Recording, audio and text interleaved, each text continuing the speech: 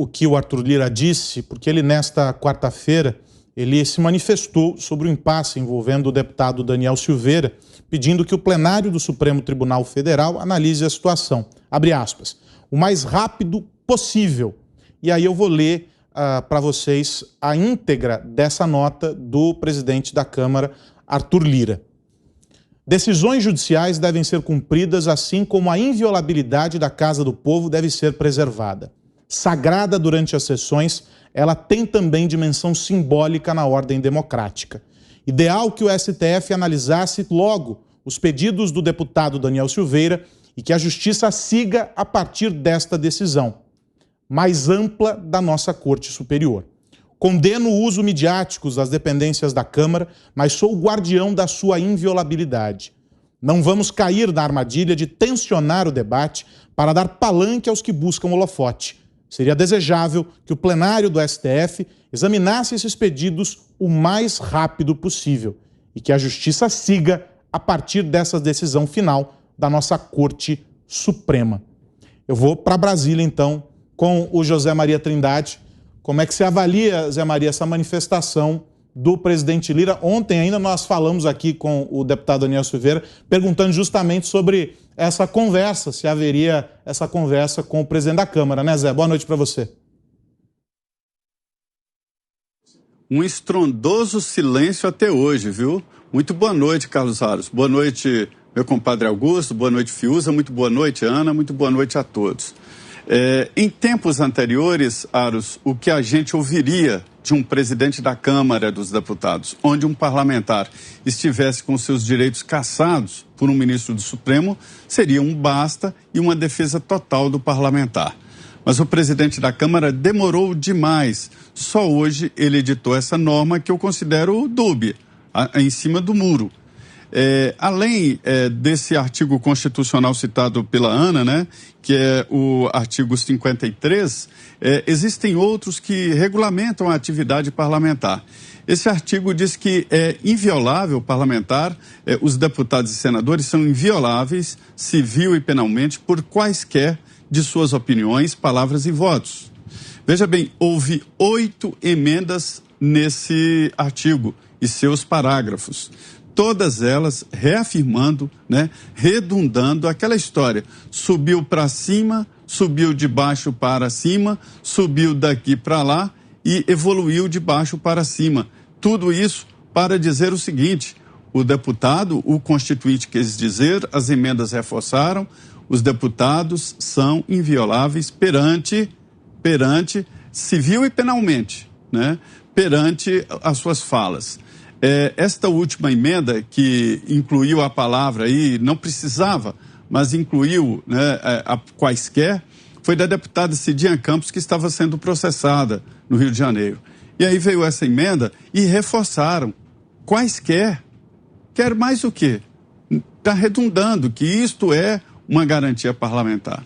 Eu gosto sempre de dizer que estas garantias, essas prerrogativas dos parlamentares, deputados e senadores, elas não são direitos individuais deles, não é um anexo deles, mas da função. Eles são representantes do povo, portanto, são garantias para a sociedade e não do parlamentar. Então, quando o ministro do Supremo caça essas garantias parlamentares, na verdade, está caçando as garantias do povo, a garantia do eleitor que elegeu a Câmara. Não só esse deputado, mas toda a Câmara está sendo atingida.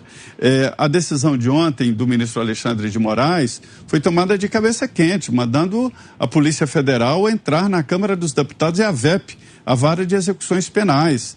Isso é um absurdo. Não se pode admitir isso. Ele tinha que, pelo menos, entender a situação do parlamentar. Me dizem ali, aliados do Daniel, de que trata-se já de uma disputa pessoal, e está parecendo isso. Informações de que o ministro Alexandre ficou muito irritado ontem, quando o deputado Daniel decidiu que ia cumprir a Constituição e não a decisão dele, e foi se colocar perante a sua casa, a Câmara dos Deputados. Veja bem, Aros, o artigo 53 da Constituição fala, aliás, o 49, desculpe, o artigo 49 fala de competências exclusivas do Congresso Nacional.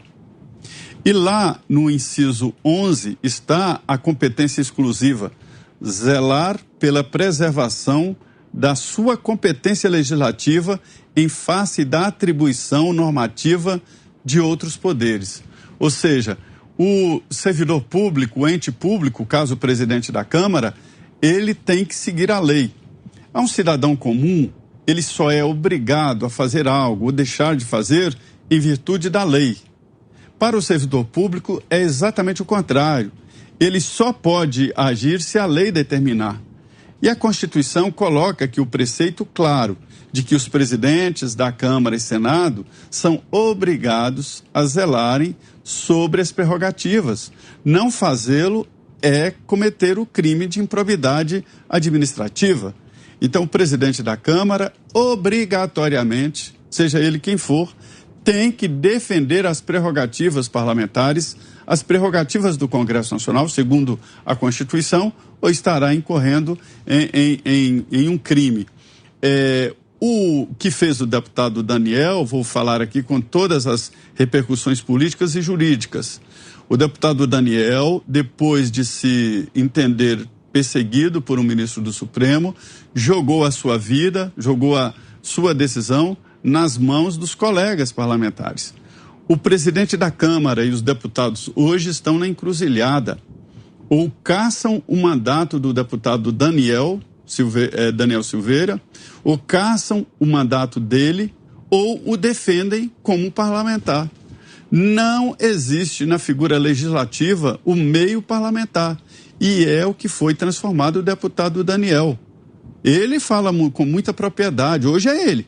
Amanhã poderá ser outro que torce para um time que não agrada um ou outro ministro do Supremo Tribunal Federal. Então, repito, a situação é essa. Ou a Câmara reconhece que o deputado Daniel Silveira é um parlamentar com todas as suas prerrogativas, ou entende não, vamos caçá-lo como já aconteceu, né? Então, é preciso decidir isso. Ficou marcado para o dia 20 de abril, mas acho que a Câmara não deveria esperar tanto tempo assim e defender um parlamentar com todas as suas prerrogativas e competências.